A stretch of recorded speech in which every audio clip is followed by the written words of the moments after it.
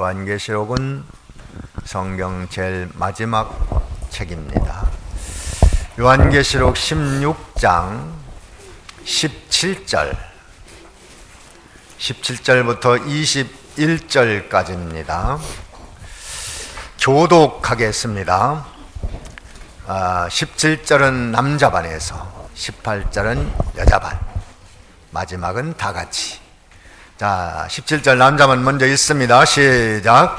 일곱째가 그 대접을 공기 가운데 쏟음에 큰 음성이 성전에서 보좌로부터 나서 가로되 되었다 하니, 번개와 음성들과 내성이 있고 또 큰 지진이 있어 어찌 큰지 사람이 땅에 있어 오므로 이같이 큰 지진이 없었더라.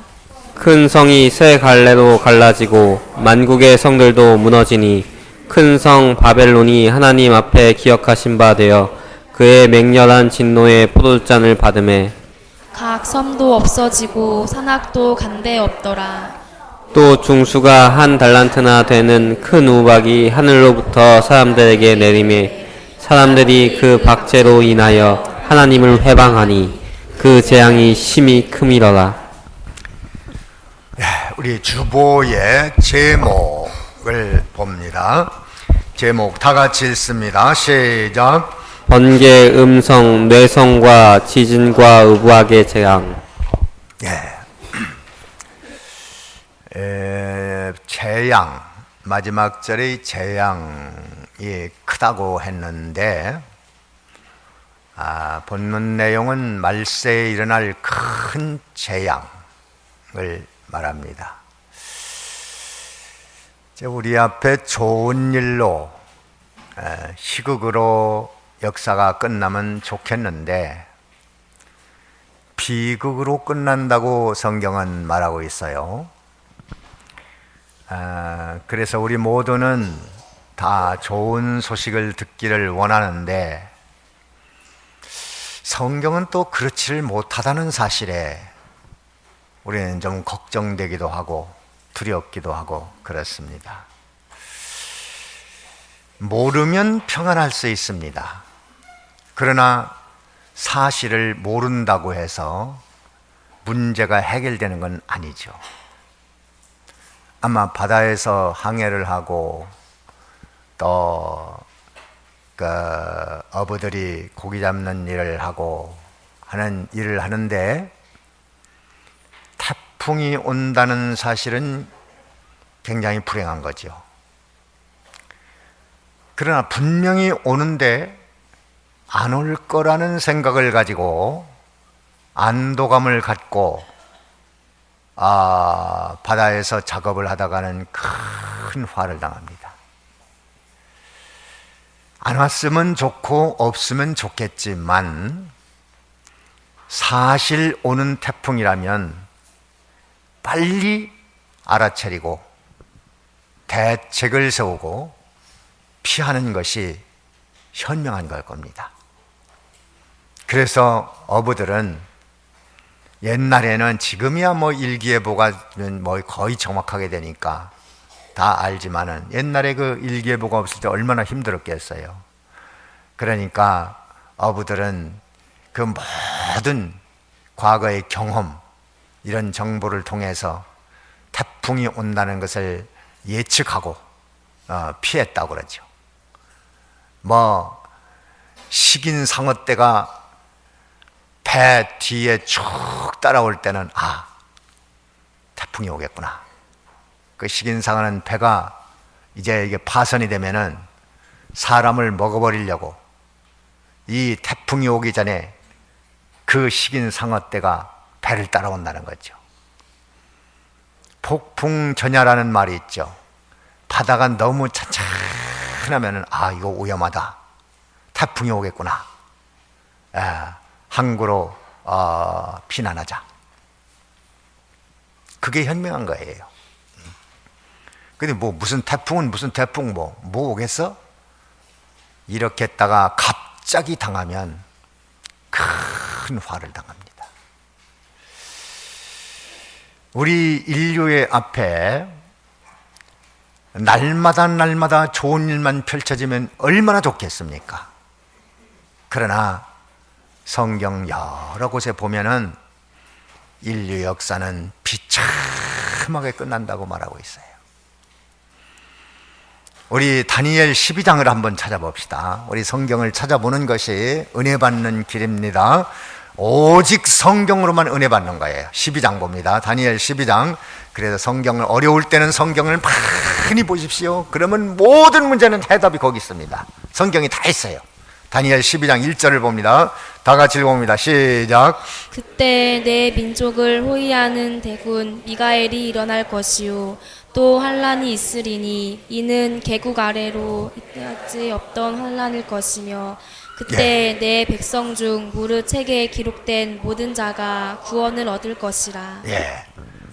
개국 이래로 있던 환란이요 없던 환란이요? 없던 환란. 큰 환란이 있다 이 말이에요. 그런데 책에 기록된 사람들은 영생을 얻는다. 얼마나 멋진 말씀입니까? 그러니까 환란만 볼 게 아니라 그 다음에 일어나는 장면을 보자 이겁니다. 개국 이래로 없던 큰 환란. 지금까지도 인류가 최근에 1차 전쟁, 2차 전쟁 겪었습니다마는 앞으로 오는 전쟁은 더 엄청난 상상을 초월한 전쟁이 일어난다.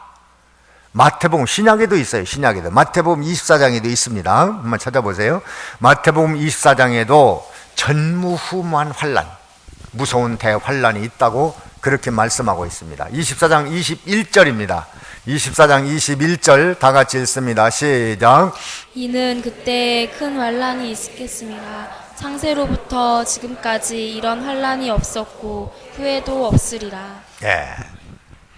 창세로부터 지금까지 없던 큰 환란, 이것뿐이 아니고 여러 곳에 있습니다.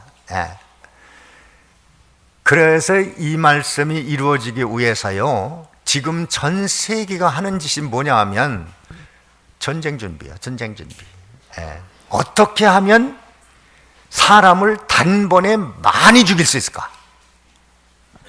그래서 원자탄, 수소탄, 중성자탄, 다이너마이트, 그 외에도 화학 무기, 인류는 전멸당하게 되어 있습니다. 인류가 만든 것으로도 인류는 충분히 전멸당하고도 남습니다. 그런 불행한 위기에 있습니다. 그러면 말세의 이 대환란, 재앙은 무엇을 말하는 것인가? 어떻게 오는 것인가? 크게 나눠서 두 가지로 옵니다. 첫째는 전쟁이죠. 전쟁. 그리고 오늘 본문에 나타난 5가지 재앙. 번개, 음성, 뇌성, 지진, 또 우박. 그 5가지 재앙입니다.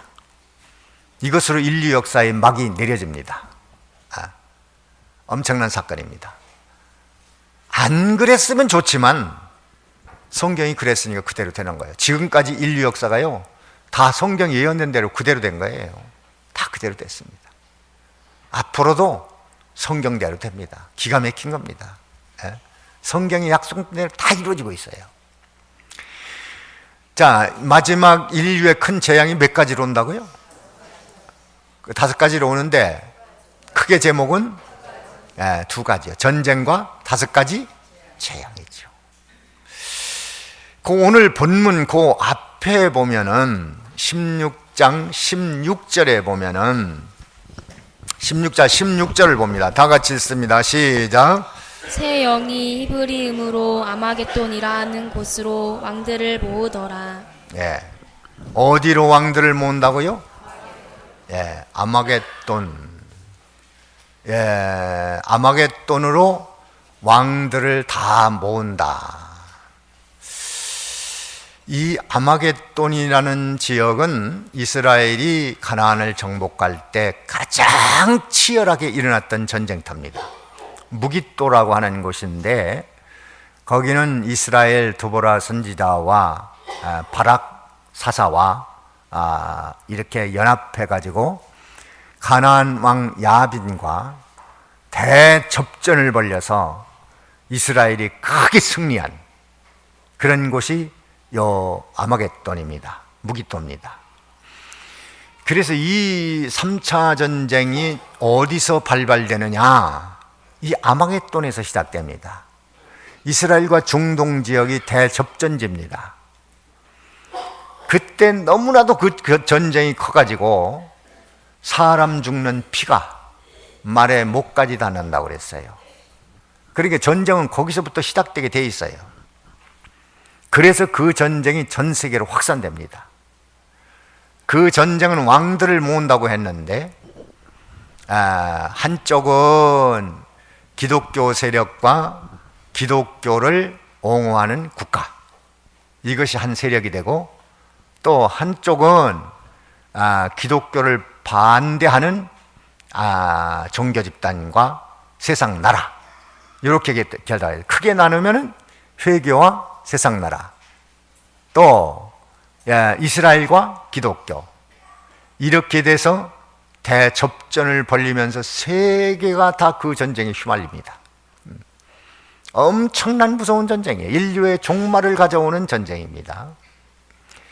이런 무서운 전쟁이 예비되어 있습니다.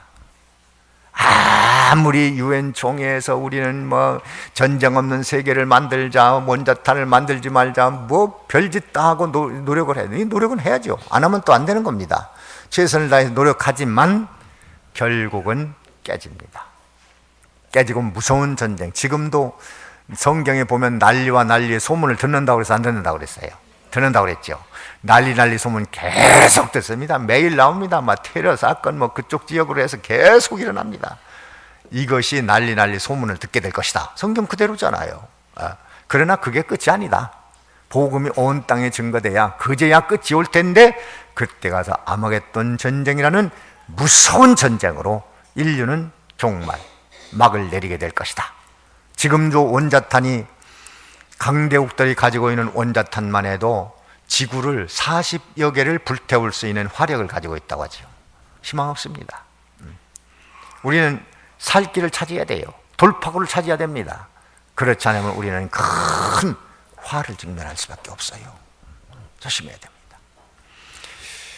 그렇게 전쟁의 소용돌이 속에 또 문제가 일어나는데 5가지 재앙이 겹쳐서 옵니다. 겹쳐서. 여기 오늘 요 17절의 말씀입니다. 17절부터 일어나는 몇 번째 대접이라고요? 7번째 대접. 요 7번째 대접은 마지막 대접입니다. 요한계시록에 보면 이 재앙이 28가지 재앙이 있어요. 28가지 재앙이 있는데, 그게 뭐냐면 인으로 나타난 재앙이 7가지입니다. 나팔 재앙이 7가지입니다. 또 대접 재앙이 7가지입니다. 그리고 또 7가지가 우레입니다. 우레, 7우레입니다. 그러면 4, 4, 7은 20 몇이에요? 8. 누가 24라고 한 것 같은데 구구단 다시 해야죠. 28가지의 재앙이 있어요. 그런데 이것이 하도 무섭고 무서운 재앙이기 때문에 7가지는 면해주겠다. 그래서 7우레는 기록하지 않았습니다.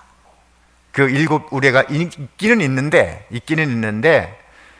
인류가 너무너무 비참한 재앙이니까 그거는 내가 좀 면제하고, 어쩔 수 없이 인류의 죄악으로 인해서 7가지, 3, 7은 21, 21가지 재앙은 맞아야 되는데, 그 마지막 재앙이 뭐냐? 바로 오늘 나오는 7대접 재앙입니다. 18절에, 오늘 본문 18절에 봅니다. 18절 다 같이 봅니다. 시작. 번개와 음성들과 뇌성이 있고 또 큰 지진이 있어 어찌 큰지 사람이 땅에 있어 오므로 이같이 큰 지진이 없었더라. 예, 거기에 보면 번개, 또 음성, 뇌성이 나오죠. 이것은 천둥, 번개, 이 다음에 뭐가 옵니까? 번개치고 천둥치고 천둥 소리가 나고 그 다음에 뇌성이 들리고 그 다음에 뭐죠? 이제 그 번개치고 막 뇌성이 난 다음에 뭐가 떨어져요? 벼락이 떨어지죠. 벼락 때리면 다 태워버립니다. 이건 불심판의 경고입니다. 불심판. 베드로후서 3장에 한번 보세요. 베드로후서 3장. 이 낙뢰가 떨어져서 불에 태워버리는데 인간이 만든 원자탄으로도 멸망당하지만은 또 하나님의 자연재해가 겹쳐서 막 내려옵니다. 베드로후서 3장 10절을 봅니다. 10절 다 같이 읽습니다. 시작. 그러나 주의 날이 도적같이 오리니 그날에는 하늘이 큰 소리로 떠나가고 체질이 뜨거운 불에 풀어지고 땅과 그 중에 있는 모든 일이 드러나리로다. 예, 이 불심판으로 이 체질이 뜨거운 불에 다 풀어진다고 그랬어요.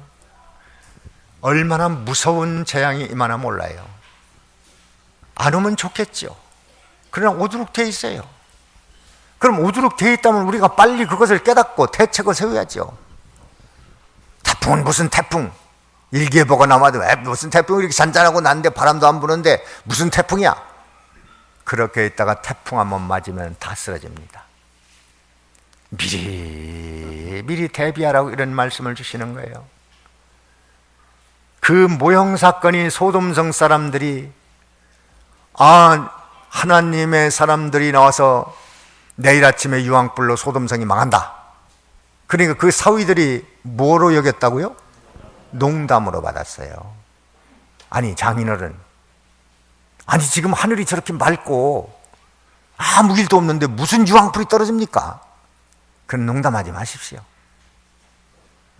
그래서 사위들은 구원을 요청하지 않았어요.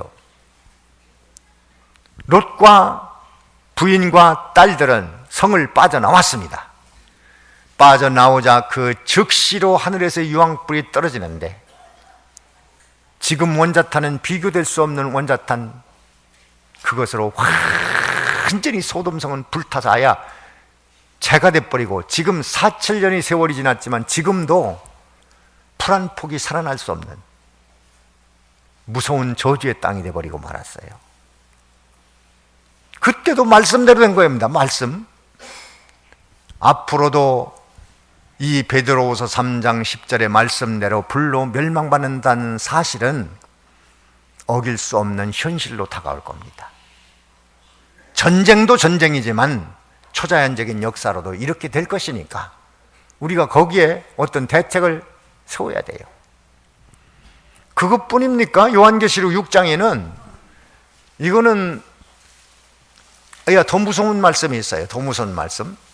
6장 13절 한번 읽어볼까요? 13절 다 같이 읽어봅니다. 13절 시작. 하늘의 별들이 무화과 나무가 대풍에 흔들려 떨어지는 것 같이 땅에 떨어지며. 하늘 별들이 어디로 떨어져요? 땅에 다 떨어져 버려요. 이 천기가 다 변화버리는 거예요. 14절에 시작. 하늘은 종이 축이 말리는 것 같이 떠나가고 각 산과 섬이 제자리에서 옮기우매. 하늘이 다 순식간에 종이축이 창호지에다가 하늘 별, 수많은 별들을 그려놨다 뚜루를 말아서 불 속에 집어넣는 것처럼 그렇게 돼버린다 이 말이에요. 15절에 다 같이 시작. 땅의 임금들과 왕족들과 장군들과 부자들과 강한 자들과 각 종과 자주자가 굴과 산 바위 틈에 숨어. 땅의 임금들, 왕족, 귀족들, 또 뭐 천민까지 다 이것을 보면서 그 다음 절에 시작. 산과 바위에게 이르되 우리 위에 떨어져 보좌에 앉으신 이의 낯에서와 어린 양의 진노에서 우리를 가리우라. 산과 바위야 나를 덮어라. 이 여호와의 진노가 너무너무 무섭고 겁이 나니까 차라리 내가 죽으면 좋겠다. 죽음이 저들을 찾아오지 않아요. 다 당하게 된다는 거예요. 왕족, 귀족들이 큰 소리치고 나는 왕이다, 귀족이다, 부다의 영광받은 자다. 그때 가서 살 길이 없으니까 산아 나를 덮어라, 바다야 바위야 나를 덮어라, 여호와의 진노에서 나를 좀 가려달라. 어쩔 수 없는 비참한 처지에 떨어지게 된다. 이것을 다 말하고 있어요. 또 그뿐입니까? 지진. 오늘 본문에 지진이 일어난다고 그랬잖아요. 지진이 얼마나 크냐 하면 19절에, 오늘 본문 19절 한번 보세요. 본문 19절에 보면 얼마나 큰 지진인가 한번 읽어보세요. 다 같이 읽습니다. 시작. 큰 성이 세 갈래로 갈라지고 만국의 성들도 무너지니 큰 성 바벨론이 하나님 앞에 기억하신 바 되어 그의 명렬한 진노의 포도주 잔을 받음에. 큰 성이 몇 갈래로 갈라져요? 세 갈래로. 이 지구 덩어리가 세 동강 날지 몰라요. 이 지구는 6개의 부록으로 되어 있다고 그러죠. 그건 뭐 과학자들이 밝혀낸 사실입니다. 하나님께서 이 지구를 만들 때 부록 6개를 갖다가 이 보도부록처럼 이 부록 6개를 갖다 딱 맞춰서 이 지구를 만들어 놓은 거예요. 하나님은 부록 1개, 6개로 된 지구의 판 1개를 한 팔로 들을 수 있을까요? 없을까요? 그걸 어떻게 됐습니까? 가능해요? 안 해요? 하나님은 전능자라고 그랬잖아요. 전능자. 전능자가 들지 못할 것이 있을까요? 지구는 들을 수 있을까요? 지구의 6개의 판을 짤 때 하나님은 간단히 사람이 보도부록 하나 들어서 맞춰놓듯이 그렇게 6개의 부록으로 맞춰놨어요. 그런데 그 6개의 부록이 세동강 날 수 있어요. 성경의 말씀은 그렇게 무섭습니다. 뭐 그 판이 뭐 어긋나는 거 아주 간단한 거예요. 그래서 이 땅에 지진들이 많이 일어나는 거예요. 지금 이 지질학자들도 매년 지진이 수만 번씩 늘어나는 추세라고 그래요. 원인을 모릅니다. 금년에도 일본의 에쿠아도르에, 또 남미에 많은 지진이 났습니다. 강도가 세졌습니다. 앞으로 또 얼마나 무서운 지진이 어디서 일어날지. 한국도 안전지대는 아니라죠. 그 지진판이 조금 비켜서 안쪽에 있다고 그러는데 우리나라가, 그래서 조금 지진은 덜 일어난다는데 그래도 안전하진 않다는 거예요. 무서운 대지진이 요한계시록 6장 12절에도 나와 있고, 또 마태복음 24장 6절에는 처처에, 어디에 지진이? 처처에 지진이 일어난다는 거예요. 그러니까 한국이 제외된 게 아닙니다. 처처에 일어납니다. 처처에. 이렇게 처처에 지진이 일어나니까 우리는 피난길을 찾아야 되지 않겠어요? 또 이 5가지 재앙 중에 우박 재앙이 있는데, 우박, 여기 21절에 오늘 본문 21절 한번 봅니다. 21절 본문입니다. 21절 우박 21절 시작. 또 중수가 한 달란트나 되는 큰 우박이 하늘로부터 사람들에게 내림에 사람들이 그 박제로 인하여 하나님을 회방하니 그 재앙이 심히 크리러라. 예, 우박 재앙이 일어납니다. 우박 재앙이 일어나니까 얼마나 큰 우박 재앙인가 하면, 우박이 얼마나 큰 우박이 내린다고요? 무게가 한 달란트가 된다는 거예요. 한 달란트. 이 한 달란트나 되는 이 무서운 우박이 내리는데, 한 달란트는 보통 50에서 한 100kg 정도. 그러니까 히로시마 원자탄 그 무게 정도. 이게 성경이 너무나 정확한 예언입니다. 그때 그 무게하고 거의 비슷하다는 거죠.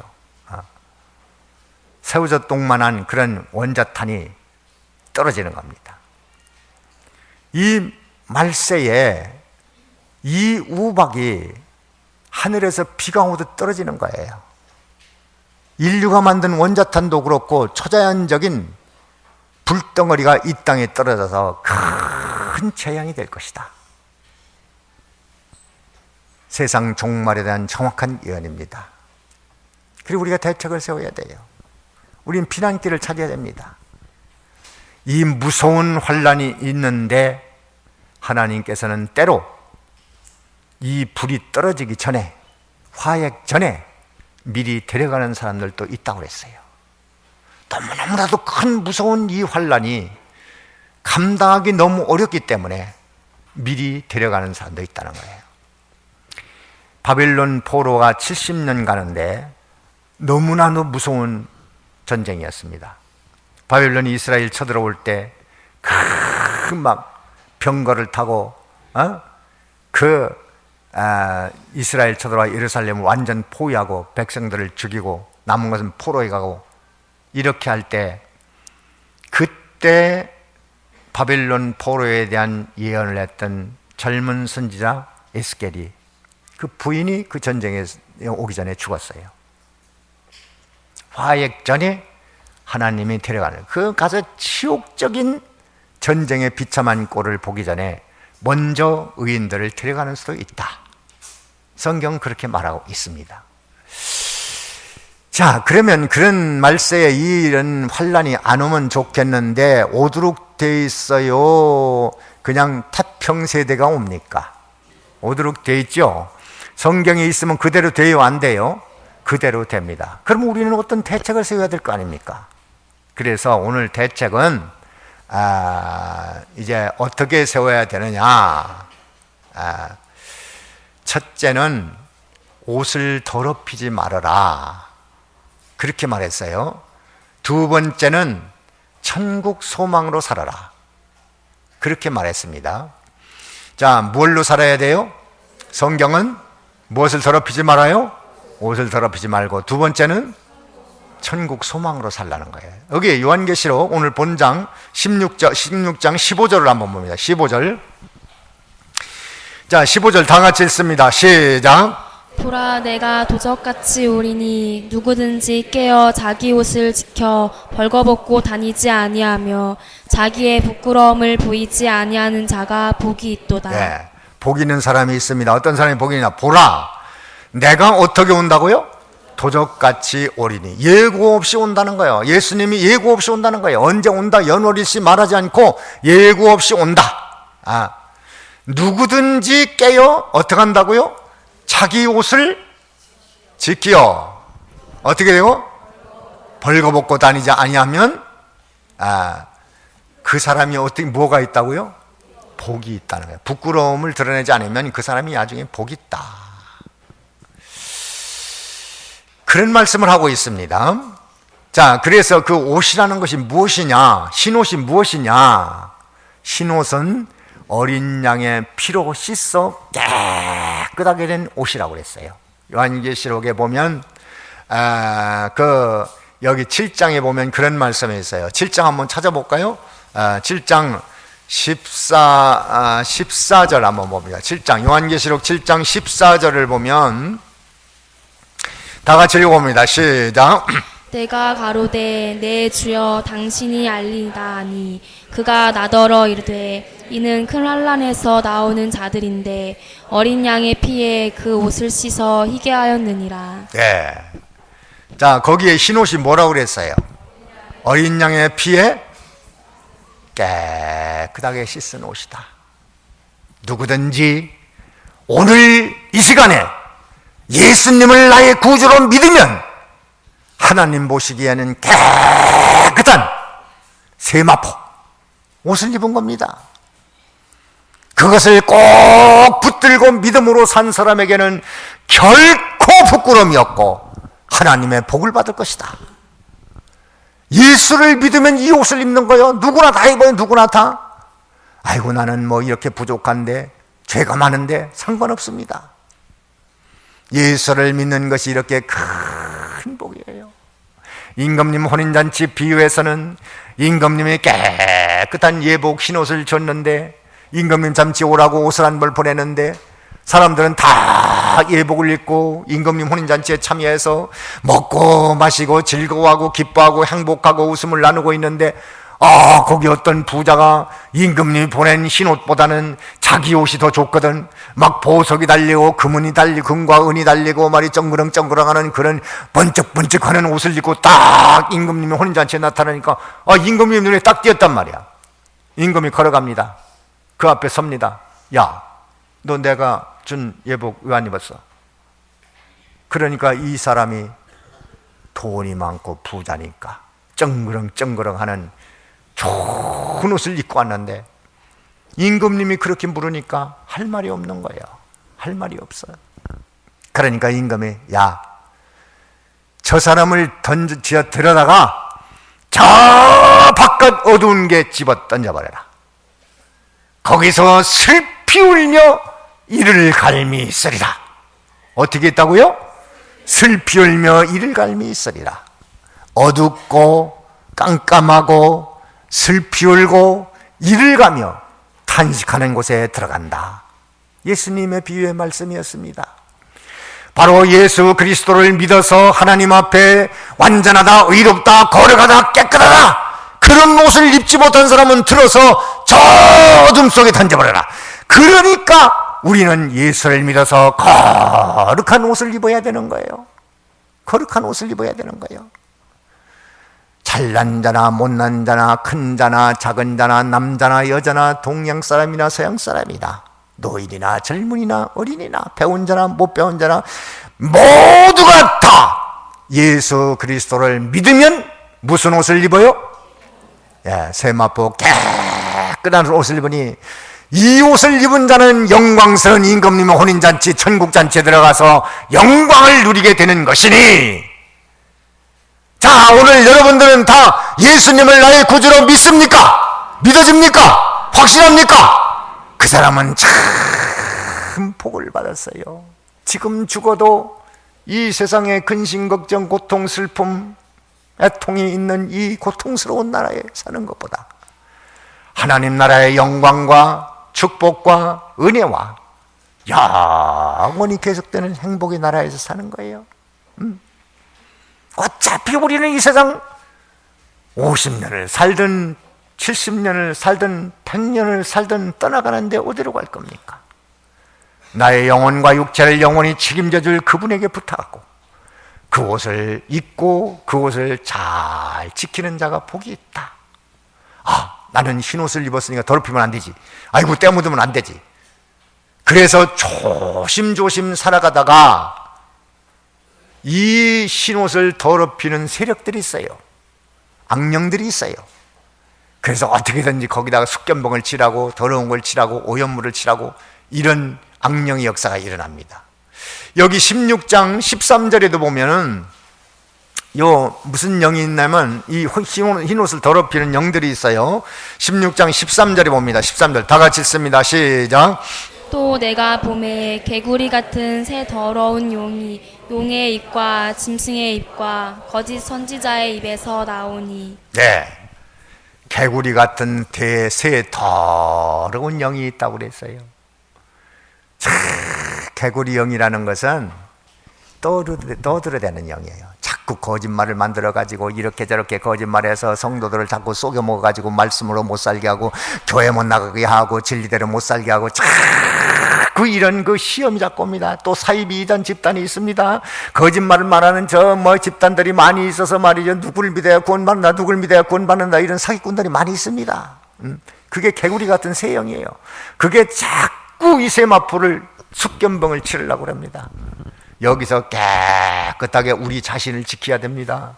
속지 말아야 됩니다.